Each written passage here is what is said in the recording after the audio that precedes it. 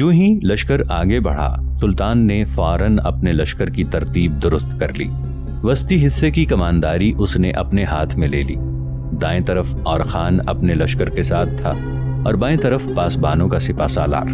لگتا تھا گرجستانیوں کا سپہ سالار ایوانی بھی اس اچانک حملے کے لیے تیار تھا، اس لیے کہ جو ہی سلطان جلال الدین کا لشکر حرکت میں آیا، ایوانی بھی اپنے لشکر کو حرکت میں لا چکا تھا۔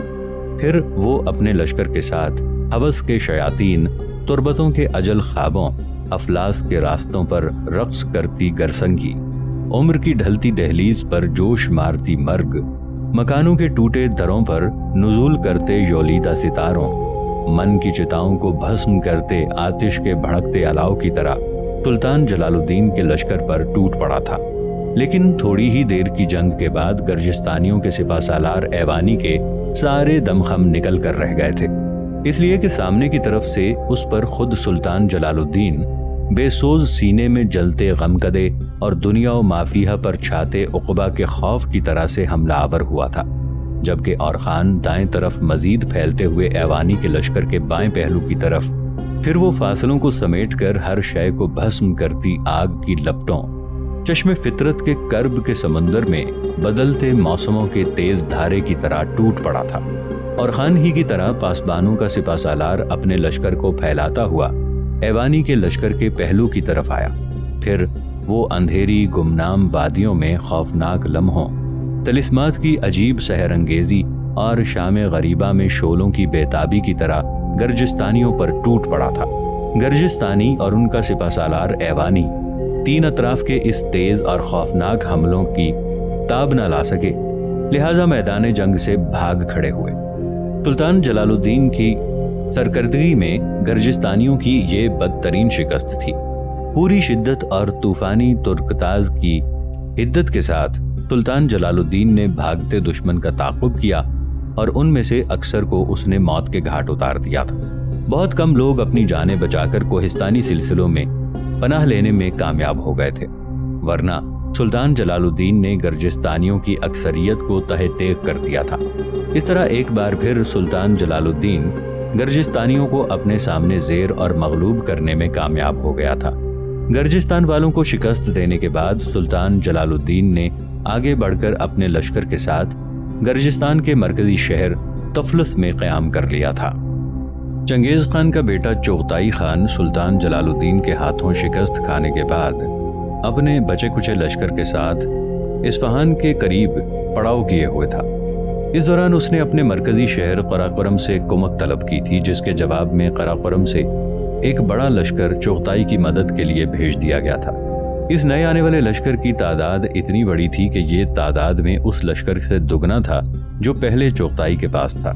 لشکر کی آمد کے بعد چغتائی نے سلطان جلال الدین پر ضرب لگانے کے لیے اپنی تیاریاں مکمل کر لی تھیں، اور جس روز سمرقند سے کوچ کرنے والا تھا اس سے ایک مہینہ پہلے، جس وقت وہ اپنے خیمے میں بیٹھا ہوا تھا، اس کا ایک مخبر اس کے خیمے میں داخل ہوا۔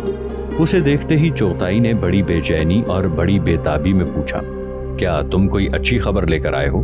اس پر وہ مخبر چغتائی کے سامنے آ کر رکا، پھر اپنے سر کو تھوڑا سا جھکاتے ہوئے کہنے لگا، خان، میں یہی بری خبر لے کر آیا ہوں، اور وہ خبر یہ ہے کہ جرجان کے کوہستانی سلسلے کے قریب اور خان اور پاسبانوں کے سپہ سالار نے ہمارے سردار الک خان اور اس کے لشکر کو بدترین شکست دی ہے۔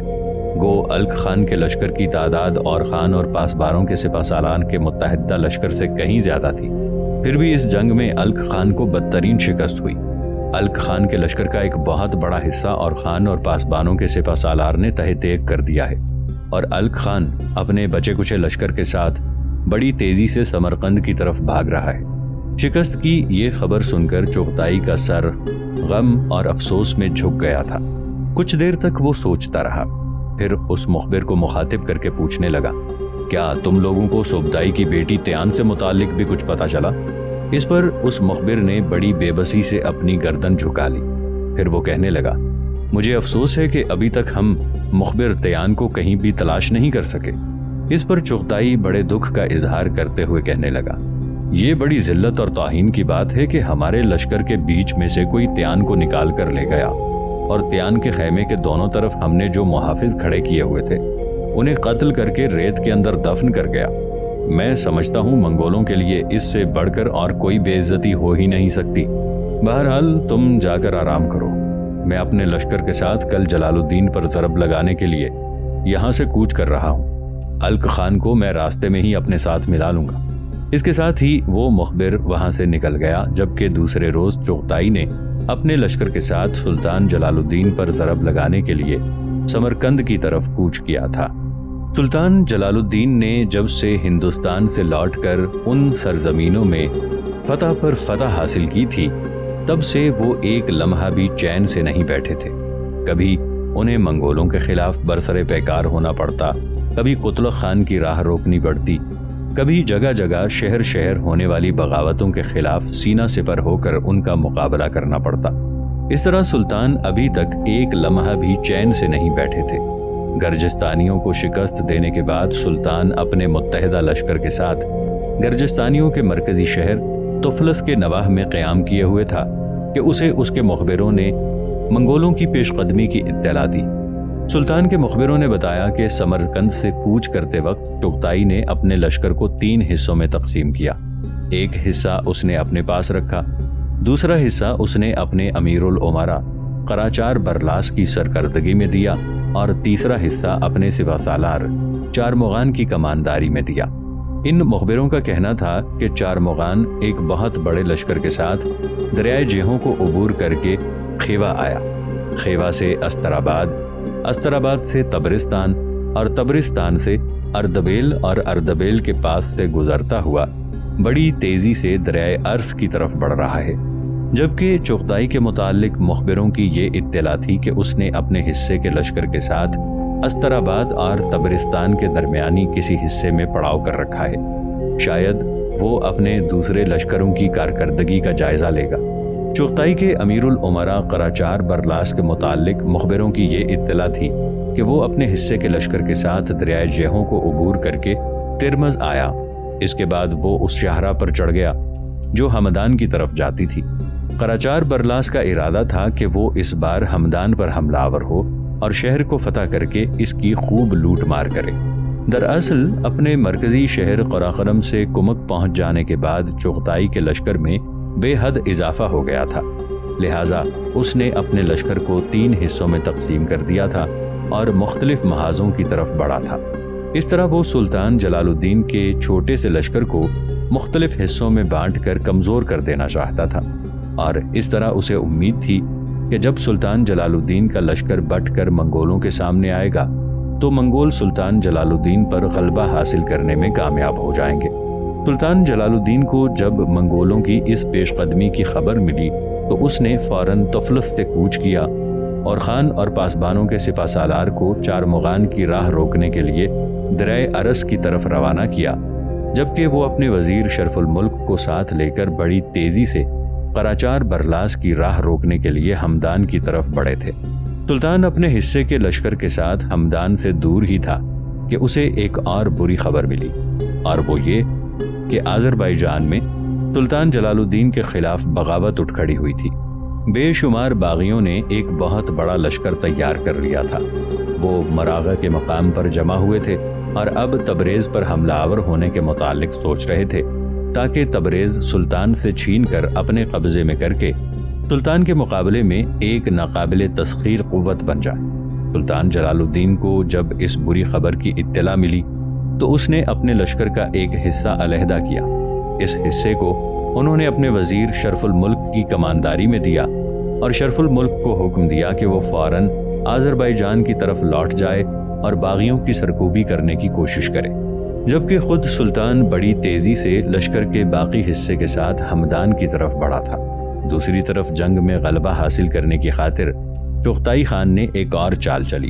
استراباد اور تبرستان میں اس نے صرف چند لمحے قیام کیا، پھر اس نے پیش قدمی شروع کی اور اس شاہراہ سے ہٹ کر آگے بڑھا جو خیوا، استراباد، تبرستان اور اردبیل سے ہوتی ہوئی دریائے ارس کی طرف جاتی ہے۔ وہ رات کی تاریکی میں سفر کرتا، دن میں کہیں نہ کہیں پڑاؤ کر لیتا۔ اس طرح وہ اصل شاہراہ سے ہٹ کر بڑی تیزی سے دریائے ارس کی طرف بڑھا تھا۔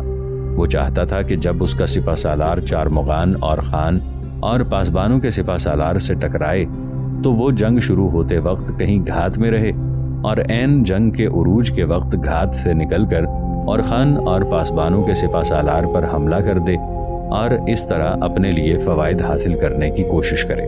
اور خان اور پاسبانوں کا سپہ سالار طفلس شہر سے نکل کر جب آذربائیجان کے اس مغربی حصے میں بہنے والے دریائے ارس کے کنارے کنارے آگے بڑھے تو جتنی دور تک وہ آگے گئے ہوں گے کہ منگول سپہ سالار چارمغان اپنے لشکر کے ساتھ ان کی راہ روک کر کھڑا ہوا، اور خان اور پاسبانوں کے سپہ سالار کو دیکھتے ہی چارمغان نے ان دونوں کو سنبھلنے نہ دیا اور اپنے لشکر کے ساتھ تنگنائے خیالات، ترقی فراق کی رات، شنیدہ اور ناشنیدہ نغموں کے آہنگ پر شبخوں مارتے ہوس کے سوداگر اور 7 سمندر پار سے آنے والی برہا کی آتش بھری رات کی طرح ٹوٹ کر حملہ آور ہو گیا تھا۔ جس وقت چارمغان کی سرکردگی میں اس کے منگول لشکر اور خان اور پاسبانوں کے سپہ سالار پر حملہ آور ہو رہے تھے، اس وقت منگول کچھ اس طرح کی آوازیں نکال رہے تھے گویا کسی صومعے کے ان گنت ناقوس بج اٹھے ہوں۔ دوسری طرف اور خان اور پاسبانوں کا سپہ سالار بھی مستعد ہو گئے، دائیں طرف سے اور خان، بائیں طرف پاسبانوں کا سپہ سالار ہو گیا۔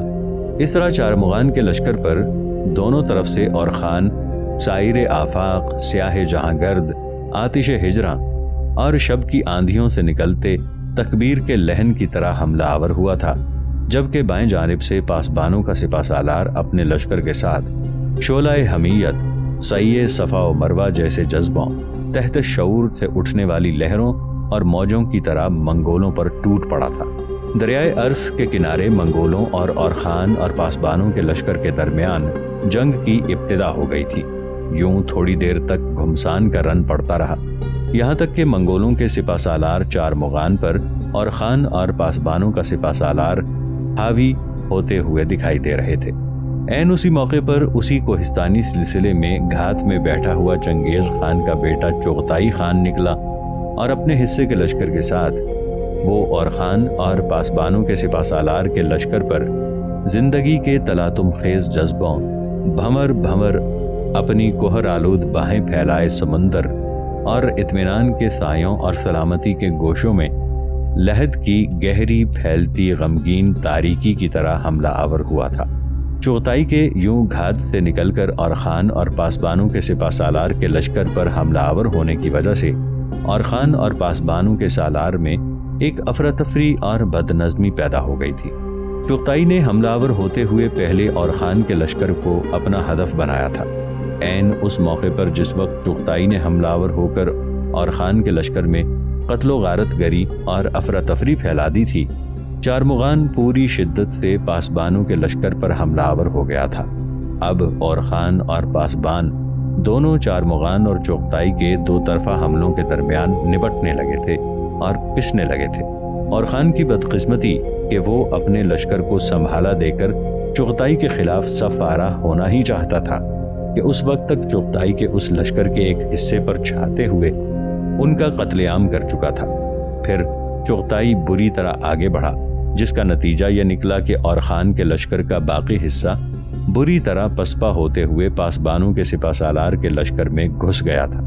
اس طرح اپنے لشکر کے سامنے تیان کے ساتھ دشمن کے ساتھ جنگ کرتا ہوا اور خان منگولوں کے ہاتھوں گرفتار ہو گیا تھا، اور خان اور تیان دونوں کو پکڑ کر منگولوں نے چغتائی کے سامنے پیش کر دیا تھا۔ اور خان اور تیان دونوں کے گرفتار ہونے پر اور خان کے لشکری انتہا درجے کے بددل ہوئے اور وہ پسپا ہو کر پاسبانوں کے سپہ سالار کے لشکر میں جا داخل ہوئے۔ جب پاسبانوں کے سالار کو خبر ہوئی کہ اور خان اور تیان کو گرفتار کر لیا گیا ہے اور اس کے لشکر کو بری طرح شکست ہوئی ہے اور اس کے لشکری پاسبانوں سے آن ملے ہیں، ان کے بھی حوصلے پست ہو گئے ہیں۔ پاسبانوں کے سپہ سالار نے دیکھا اور خان کے لشکر کو منتشر کرنے کے بعد چغتائی ایک پہلو سے اس کے لشکر پر حملہ آور ہونے کو آگے بڑھ رہا تھا، جبکہ چارمغان پہلے ہی اس پر حملہ آور ہو رہا تھا۔ اس دو طرفہ مصیبت سے بچنے کے لیے پاسبانوں کے سپہ سالار نے جھنڈیوں کے ذریعے اپنے لشکر کو پیچھے ہٹنے کو کہا، پھر وہ میدان جنگ سے بھاگ نکلا تھا۔ چغتائی کے حکم پر چارمغان اس کے تعاقب میں لگ گیا تھا۔ दूसरी तरफ औरखान और त्यान को गिरफ्तार करने के बाद चुगताई ने औरखान और पासबानों के सिपाहसालार के लश्कर का सारा छोड़ा हुआ सामान समेटा और शायद वापस जाने के लिए उसने अपने लश्कर को वहां से कूच का हुक्म दे दिया था। चुगताई को शायद ये भी खतरा था कि औरखान और पासबानों के सिपाहसालार की शिकस्त और औरखान और त्यान की गिरफ्तारी का ये सबब हो सकता है कि सुल्तान जलालुद्दीन कहीं से नमूदार हो और चुगताई के लश्कर पर नाकाबिले बर्दाश्त शबकों मारे। लिहाजा चुगताई इस खतरे से बचने के लिए फौरन अपने लश्कर के साथ कूच कर गया था। इस जंग में औरखान बुरी तरह जख्मी हुआ था, उसे एक गहरा जख्म आया था। गो त्यान ने जल्दी जल्दी औरखान की जख्मी रान पर पट्टी बांधकर जख्म को बंद कर चुकी थी, लेकिन जख्म की सही देखभाल ना की गई थी। ताहम चुगताई ने वहां से कूच किया तो उसके हाथ पांव रस्सियों से बांधकर उसे एक लाश की सूरत में उसके एक घोड़े पर डाल दिया गया था। ताहम त्यान के हाथ पांव ना बांधे गए थे, उसे उसी घोड़े पर सवार रहने दिया गया। इस तरह के मंगोलों के पहरेदार में दोनों को चुगताई अपने साथ लेकर समरकंद ले जाना चाहता था। औरखान और पासबानों के सिपाहसालार की दरियाए अर्स के किनारे जब जंग हुई तो मौसम सरमा अपने उरूज पर था। आसमान पर गहरे बादल छाए हुए थे और बर्फबारी का खतरा था। सर्द हवाएं इंसानी जिस्म को काटने को दौड़ती थी। चुगताई अपने लश्कर के साथ दरियाए अर्स के किनारे किनारे सफर करता रहा, यहाँ तक कि फजाओं के अंदर तारीकियां फैलना शुरू हो गई। आसमान पर चूंकि गहरे बादल छाए हुए थे, लिहाजा सूरज रोशनी न देता था। तारीकियां फैलने का मकसद ये था कि सूरज गुरूब हो चुका था और खान एक लाश की सूरत में अपने घोड़े पर पड़ा था और त्यान बेचारी अपने घोड़े को अपने साथ साथ रखती हुई रोती हुई अपने घोड़े को हाँके जा रही थी। और खान की ये हालत उसके लिए नाकाबिले बर्दाश्त हो रही थी। मुर्दा सी हालत में और खान अपने घोड़े की जीन पर औंधे मुंह पड़ा था। उसकी रान के जख्म की वजह से उसका सारा लहू बह चुका था और खून उसके जूतों में जाकर जम चुका था। ये सारी कैफियत त्यान के लिए नाकाबिले बर्दाश्त थी। इस सूरत को देखते हुए वो कुड़ती हुई आंसू बहाती चली जा रही थी और खान अभी तक अपने घोड़े पर बेहोश सा पड़ा बाजू लटकाए लेटा हुआ था। फजाओं में जब तारीकियां फैलने लगीं तो त्यान चौंक सी पड़ी।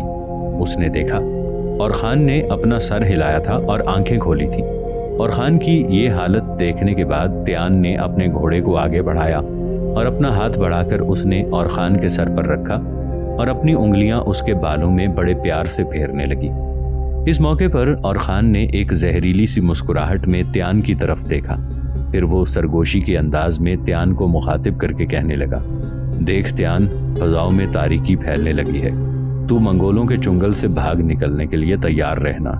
जिस वक्त दरियाए अर्स के किनारे किनारे कोई बुलंद कोहिस्तानी सिलसिला आएगा, मैं अपने घोड़े को दरियाए अर्स में डाल दूंगा। तुम भी मेरे पीछे पीछे आना और अपने घोड़े को दरिया में छलांग लगवा देना। इस पर त्यान बेचारी तड़प कर बोली और कहने लगी, और खान, मेरे हबीब, मेरे महबूब, ऐसा हरगिज मत करना। आपके हाथ पांव बंधे हुए हैं। जब आपका घोड़ा दरिया में छलांग लगाएगा तो आपका घोड़ा, इसके ऊपर आप अपना तवाजुन कायम नहीं रख सकेंगे, दरिया में गिर जाएंगे और हाथ पांव बंद होने की वजह से आप फिर तैर भी नहीं सकेंगे। फिर सोचिए तो सही आपका क्या बनेगा। पर और खान ने अपने इर्द गिर्द आने वाले मंगोलों की निगाहें बचाते हुए फिर कहना शुरू किया, देख त्यान, तू फिक्रमंद ना हो। जिस वक्त मुझे मंगोलों ने गिरफ्तार किया था, मैंने अपने बंदर को घोड़े की खुरजीन में डाल दिया था। मेरा बंदर अभी तक खुरजीन में ही दुबका हुआ है। मैं उसे बाहर निकलने का इशारा करता हूँ। इस वक्त मेरा बंदर ऐन मेरे घुटने के करीब है। मैं अपने घुटने से ही उसे इशारा दे सकता हूँ और फिर तुम देखना, वो बाहर निकलकर मेरे हाथों की तरफ आएगा। फिर मेरी उंगलियों का इशारा पाकर राजदाराना अंदाज में मेरे हाथों और पैरों की रस्सियां काट देगा। देखो, मेरे घोड़े की वो खुरजीन जिसमें ज़रूरत का सामान है, उसका मुंह बंधा हुआ है। मेरे घोड़े को दरिया में कूदने की वजह से इस खुरजीन में जो चीज़ें हैं, इनमें पानी दाखिल नहीं होगा।